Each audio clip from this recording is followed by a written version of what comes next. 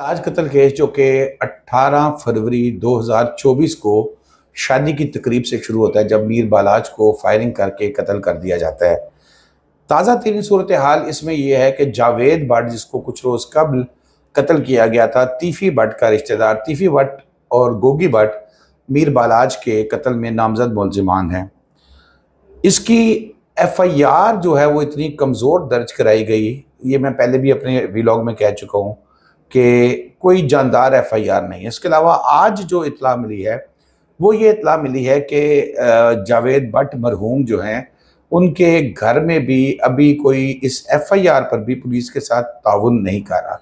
अब इसकी दो वजूहात हो सकती हैं। एक वजह ये हो सकती है कि उनको पता है, उनके जहन में ये बात हो जावेद भट्ट साहब की फैमिली के कि पुलिस हमसे कोऑपरेट नहीं करेगी या पुलिस हमसे हमारे केस की प्रॉपर इन्वेस्टिगेशन नहीं करेगी और हमारे लिए बेहतर है कि हम खुद बदला ले लें, क्योंकि जिस तरह की FIR दर्ज कराई गई है उससे तो साफ पता लग रहा है कि दिमाग में कुछ और चल रहा है। शायद दिमाग में ये चल रहा है कि हम अपने कत्ल का बदला खुद लेंगे। FIR कमज़ोर क्यों है? FIR कमज़ोर इसलिए है कि इससे पहले भी मैंने बात की थी कि उसमें जो जावेद भट्ट साहब मरहूम का साहबजादे हैं हमजा, वो मुद्दई बने हैं और वालदा की शहादत उन्होंने डाली है। और उसमें उन्होंने ये कहा है कि जो कैसर भट्ट और जो मीर फतेह, ये दो मुलजिमान हैं, इनको मैंने शनाख्त किया।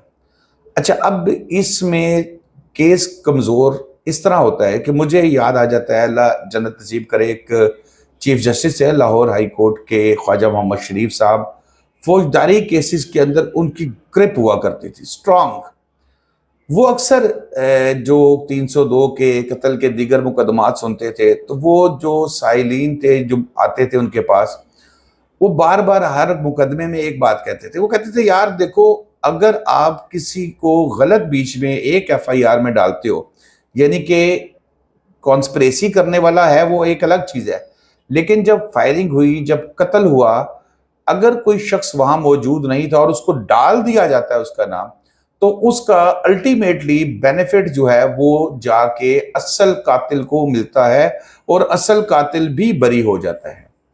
अब FIR में वालदा साहिबा जो है जावेद भट्ट साहब की जो अहलियां हैं, उनकी जानिब से ये कहा गया कि मैं पहचानती हूँ। अब देखिए, जब ये केस अगर कल को ये मुलजिमान जो जिन नामजद है, अभी तो सुनैन की तरफ पुलिस गई भी नहीं है और ना उन्होंने कोई बेल करवाई है, मीर फतेह और कैसर भट्ट। अब अगर ये गिरफ्तार हो जाएं, ट्रायल शुरू हो जाए, तो ये जहन में रखना चाहिए कि वहाँ पर जो FIR की विटनेस हैं खातून, जो तीफ़ी भट्ट साहब की हमशीरा और मरहूम जावेद भट्ट साहब की अहलिया हैं, तो ये नहीं कि उन्होंने कह दिया अदालत के सामने कि ये थे और वो कहेंगे ओके ठीक है, नहीं, ऐसा नहीं होगा। इस पे मुलजिम पार्टी के वकला जो हैं वो बाकायदा जिरा करेंगे और ये जिरा का अमल इतना सख्त होता है, इतना मुश्किल वक्त होता है कि इसमें बड़ा बड़ा जो पढ़ा लिखा बंदा है उसको भी वकील साहिबान जो है ना वो घेर लेते हैं, सवालात इस तरह के करते हैं जिससे वो खुद बुखला जाता है और कोर्ट एक एक चीज़ नोट कर रही होती है। जहाँ बुखलाहट शुरू होती है वहाँ मशकूक चीज़ें हो जाती हैं और फिर उसका बेनिफिट जो है वो मिलना शुरू हो जाता है मुलजिम को, जो नामजद होता है मुकदमे में। तो मेरा पहले भी यही मौक़िफ़ था, मेरा अब भी यही मौक़िफ़ है कि FIR 100% सदाकत पर मबनी होनी चाहिए। अब अगर आप किसी को बीच में नामजद करना चाहते हैं तो उसका कोई और किरदार आप बेशक डाल सकते हैं, लेकिन ये जो डायरेक्ट फायरिंग वाला, देखिए अभी मैं सुन रहा था इसके तीफ़ी भट्ट साहब के तीफ़ी भट्ट के किसी अजीज का मौक़िफ़ था, अरे इसमें जो मीर बालाज के किसी मरहूम के जो किसी रिलेटिव का मौक़िफ़ था कि जी जो मीर फतेह है, जिसका नाम बीच में FIR में डाला गया है, मीर फतेह, तो उस वक़्त अपने डेरे पे था, यानी कि घर पे था और उसकी CC कैमरे फुटेज मौजूद है। अच्छा, अब फॉर एग्जांपल ये एविडेंस आ जाती है, मेरी नज़र से नहीं गुजरी, जो गुजरी है उसमें तो सिर्फ हाथ ही दिखाया गया है, कोई क्लियर नहीं हो रहा। हो सकता है उनके पास कोई फुटेज इस तरह की हो, फिर CDR निकलवाई जाती है, लोकेशन देखी जाती हैं, پھر چلو آپ مان لیا جو سیف سٹی کے کیمراز ہیں وہ ٹھیک کام نہیں کر رہے، لیکن راستے میں اقبال ٹاؤن سے لے کے تو شادمان جہاں پر مرڈر کیا گیا تھا بٹ صاحب کا، وہاں تک درجنوں کیمرے جو ہے وہ پرائیویٹ لوگوں نے لگائے ہوں گے اپنے دفاتر پہ، اپنے گھروں کے باہر. وہاں سے تو چیز آ سکتی ہے، پتہ لگ سکتی ہے کہ کون کہاں پہ موجود تھا. دوسری طرف کیسر بٹ کی بات کریں تو کیسر بٹ بھی جو ہے وہ ابھی تک تو بڑا کلیئرلی کہہ رہے ہیں کہ بھئی آئیں تفتیش کریں، ہم پولیس کے ساتھ تعاون کرنے کے لیے تیار ہیں اور مکمل تعاون کریں گے، ہمارا اس میں کوئی ہاتھ نہیں ہے. اب وہ ہاتھ کس کا ہے؟ اگر بالاج فیملی کا یا مرحوم بالاج کے بھائیوں کا کردار نہیں ہے، یا جو نامزد ملزمان نہیں ہے، تو پھر کس کا کردار ہے؟ اب یہ تو نہیں ممکن کہ تیفی بٹ صاحب تیفی بٹ اپنے اس بینوئی کو مروا دے جو سب سے زیادہ لاڈلا ہے، اور یہ بھی جو ان کے یہاں پر تمام کیسز کی پیروی کرتا ہے، جو سب کچھ دیکھتا ہے. کیا تیسرا فریق ہے کوئی بیچ میں؟ اس چیز کو بھی انویسٹیگیٹ کرنا ہے. اب انویسٹیگیٹ کس نے کرنا ہے؟ پولیس نے کرنا ہے یا ایف آئی اے نے کرنا ہے یا کسی اور سے تفتیش ہونی ہے؟ یہ تو بہرحال حکمرانوں کا کام ہے کہ وہ اس پہ بتائیں کہ بھی کون اچھی تفتیش کر سکتا ہے. پولیس میں بھی کئی بڑے بڑے ایسے بہترین افسر ہیں جو تفتیش کریں گے، اور اگر ان کے اپنے بھی ساتھی بیچ میں ملوث ہوں گے تو وہ ان کو بھی معاف نہیں کریں گے. تو یہ تفتیش تو ابھی جائے گی، چلتی جائے گی. موبائل لوکیشن کا میں نے آپ کو بتایا کہ موبائل لوکیشن سے بھی ٹریس کیا جا سکتا ہے کیا یہ شخص وہاں پر تھا نہیں تھا.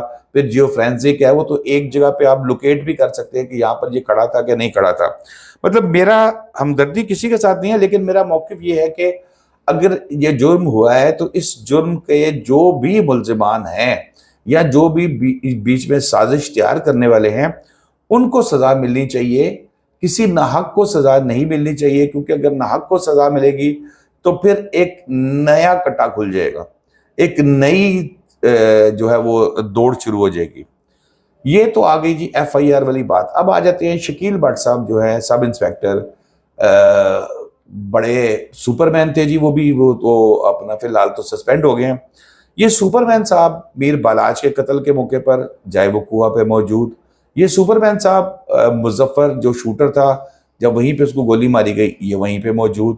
پھر یہی شکیل بٹ صاحب وہاں پر جب احسن شاہ کو پولیس مقابلے میں مارا گیا وہاں بھی موجود.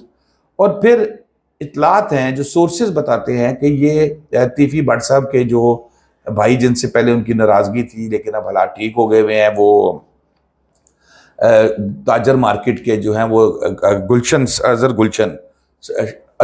اظہر گلشن صاحب، ان کو کہتے رہے ہیں کہ بھی سی سی پی او صاحب نے یہ کر دیا، سی سی پی او نے یہ کر دیا، یوں کر دیں گے وہ کر دیں گے. مطلب آپ ان کو انوالو کرنے کی کوشش کر رہے ہیں، سی سی پی او کو انوالو کرنے کی کوشش کر رہے ہیں بیچ میں. اب وہ وہاں بیٹھے، سی سی پی او کے پاس تو اور بھی بہت سی چیزیں ہوتی ہیں کہ وہ ان چیزوں کو بہرحال دیکھے. لیکن مقصد یہ ہے کہنے کا کہ ان کو سسپینڈ کیا گیا، اور وہ مشکوک سرگرمیاں تو ان کی تھی کہ ہر جگہ پہ وہ پائے جا رہے ہیں، سپر مین ہیں. پھر اس کے بعد اب اس کی بھی انکوائری ہونی چاہیے کہ گلشن صاحب کو جو ہے انہوں نے کیا دھمکیاں دی ہیں، کیا ہے. پاکستان میں جو نظام عدل ہے نا یہ بڑا مشکوک سا ہوتا جا رہا ہے. یہ صرف اوپر لیول تک رہ گیا، نیچے عام لوگوں کے مسائل اسی طرح جو ہے نا وہ بڑھتے جا رہے ہیں. اب یہاں پر اگلا سٹیپ لیں جی، اگلی جگہ پہ جائیں. اور میر بالاج جو ان کو مارا گیا تھا شادی کی تقریب میں، احسن شاہ کو مخبر ڈکلیئر کیا گیا. میں ہر ویلاگ میں یہ بات کہتا ہوں کہ احسن شاہ کو مخبر ڈکلیئر کیا گیا. ہو سکتا ہے وہ مخبر ہو، اس نے سب کچھ ریکی کر کے بتائی ہو، لیکن پولیس کے پاس اس وقت کوئی ایسا ایویڈنس نہیں ہے جس کے ذریعے وہ تیفی بٹ کو، گوگے بٹ کو پکڑ سکے، ٹرائل کر سکے. پھر تیسری امپورٹنٹ چیز ہے کرائم کیوں بڑھتا جا رہا ہے. دیکھیں کرائم اس لیے بڑھتا جا رہا ہے کہ انصاف نہیں ہوتا. لوگوں کو کئی سال ٹرائلز میں لگ جاتے ہیں، اپیلیں آ جاتی ہیں، پھر سپریم کورٹ میں اپیلیں آ جاتی ہیں، تو پھر اس کا رزلٹ یہ ہوگا کہ آہستہ آہستہ کرائم نے ہی بڑھنا ہے. پھر یہاں میں ایک بات یہ بھی ذکر ہوں، جو سورسز بتا رہے ہیں کہ جو ایف آئی آر درج ہوئی تھی جاوید بٹ صاحب کے جو مرڈر کی، یہ مختلف 2-3 دفعہ لکھی گئی تھی. اس میں پہلے کس نام ڈالا، پھر ایک اور نام ڈالا، اور پھر اینڈ پہ یہ کنفرم کرنے کے بعد ان کا نام ڈالا. تو پھر وہی بات، میں خواجہ شریف صاحب اللہ جنت نصیب کرے ان کو، ان کی بات میرے ذہن میں آ گئی کہ نہیں، کسی صورت بھی ایف آئی آر کے اندر ناجائز لوگوں کو ڈالیں گے تو پھر معاملات خراب ہو جائیں گے۔ اب آپ کو میں ایک اور امپورٹنٹ خبر دینے جا رہا ہوں۔ حکومت پنجاب نے اسپیشلی اور پورے پاکستان میں بھی جو گینگسٹرز ہیں ان کے خلاف ایک گرینڈ آپریشن کا فیصلہ کیا ہے۔ ان گینگسٹرز کو سزائیں دلوائی جائیں گی، کسی کو پکڑا جائے گا، اس طرح کی چیزیں۔ اور اب حکومت تھوڑا سا اس میں چینج کر رہی ہے، انٹرپول سے رابطہ ہے۔ کچھ ایسے ممالک ہیں جہاں پر پاکستان سے وارداتیں کر کے لوگ کئی سال پہلے جا کے غائب ہو گئے ہیں، کئی سال پہلے جا کے اب وہ اپنی زندگی گزارے، یہاں 2-10 قتل کیے ہوئے انہوں نے۔ اب حکومت مختلف ممالک کے ساتھ ایک ایگریمنٹ کرنے کا پلان کر رہی ہے، جس میں ملزمان کی حوالگی کا جو ہے وہ ایک قانون بنے گا۔ اب یہ قانون کب بنے گا اس کو اجازت دیجیے۔ اللہ حافظ۔